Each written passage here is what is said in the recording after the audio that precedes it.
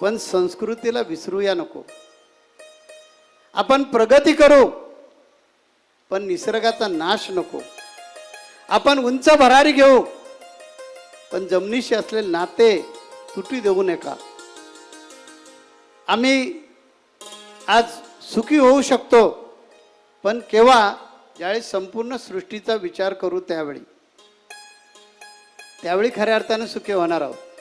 आपण निसर्गावर अत्याचार केलेत म्हणून आज आपल्यावर निसर्ग अत्याचार करतो. बघताय आपण बऱ्याच लोकांच्या अंगावर असे पांढरे डाग उठू लागलेले आहेत. ओझोन वायूचा थर पुढे सरकलेला आहे. त्याला जबाबदार आपणच आहोत. आणि त्यामुळे आज कोड, ज्याला आपण ग्रामीण भाषेमध्ये म्हणतो, ते त्वचेखालचं रंगद्रव्य आपल्याच कृतीमुळे बदललं आहे. आणि म्हणून बऱ्याच लोकांच्या अंगावर आज पांढरे डाग दिसू लागलेले आहेत.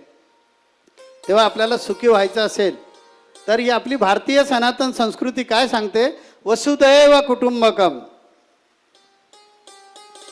की संपूर्ण विश्व हे कुटुंब माना. त्या कुटुंबामध्ये जवळचे सोयरे कोण असतील तर वृक्ष. हे वृक्ष जे आहेत बघा ना, ते मुकाट्यानं ऊन सहन करतात, सावली मात्र आपल्याला देतात. ते निसर्गातला कार्बन डायऑक्साईड खातात आणि आम्हाला ऑक्सिजन देतात. किती परोपकारी संतासारखं त्यांचं काम आहे.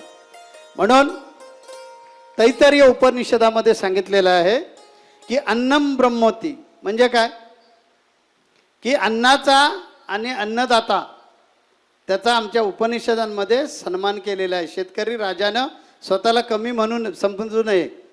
राजकीय लोक आपल्याला शेतकरी राजा म्हणतात, उपासना म्हणतात की खरा म्हणतात, तो संशोधनाचा विषय आहे. आपला विषय नसल्यामुळे आपण सोडून देऊया. परंतु उपनिषदानं आपण असलात की राजकीय लोक उपासना म्हणतात की खरे म्हणतात, नाहीतर आत्महत्या झाल्याच नसतं शेतकऱ्याच्या. या शेतकऱ्याच्या आत्महत्या सरकार रोखू शकतं, परंतु रोखायचं ठरवलं तर. आज आमच्या शेतीमालाला भाव नाही आहे. या विषयावर भरपूर बोलता येईल, विषयांतर होईल म्हणून मी मूळ माझ्या विषयाकडे येतो. ते आमच्या तैत्तिरीय उपनिषदामध्ये सांगितलेलं आहे की अन्नम न निंदती तदव्रतम, म्हणजे काय, अन्नाची निंदा करू नका, अन्नाला टाकू नका, हे व्रत ठेवा. म्हणून गजानन महाराज शेगावला आले आणि त्यांनी उष्ट्या पत्राळीवरचं अन्न खाऊन सांगितलं की अन्नासारखं दुसरं परब्रह्म नाही. म्हणून अन्नदानाला फार महत्त्व आहे.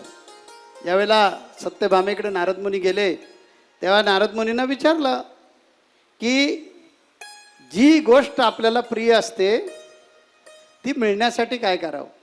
नारद मुनींनी सांगितलं दान करावं. दान करावं म्हटल्याबरोबर कोण घेणार, मी घेतो म्हणाले. तिने कृष्णाला दान देऊन टाकलं होतं, कारण तिचं ते सर्वस्व होतं. तसं आमचा ऋषीमुनींचा, साधू संतांचा, आमच्या भारतीय सनातन संस्कृतीचं सर्वात प्रिय ब्रह्म कोण असेल तर अन्न. आणि म्हणून आपण अन्नदान करतो, कारण ते केल्यानं वाढतं, दिल्यानं वाढतं. आज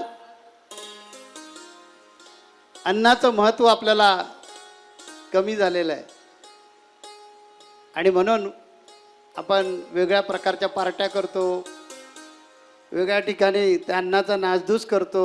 लग्नामध्ये किती अन्न नाश होत जातं. पण मित्रांनो लक्षात घ्या, विज्ञानानं किती प्रगती केली आणि किती क्वांटिटीमध्ये अन्न, मला वाटतं शरद पवार साहेबांनी नंतर ही कृषी क्रांती केली. कारण पूर्वी मला आठवतंय माझ्या लहानपणी भूकमारी झाली होती, दुष्काळ पडला होता आणि मग कृषी तंत्र आपल्या देशामध्ये आलं आणि त्या तंत्र येत असताना मिलो आला होता बघा. त्याच्यातूनच हे जे गवत आलं, त्याला आमच्याकडे वेगळं बोलतात, काँग्रेस गवत बोलतात, इकडे काय बोलतात माहिती नाही, परंतु ते गवत त्याच वेळी आलेलं आहे. तेव्हा आदरणीय शरद पवारजी यांनी कृषी क्षेत्रामध्ये भरपूर तंत्रज्ञान विकसित केलं.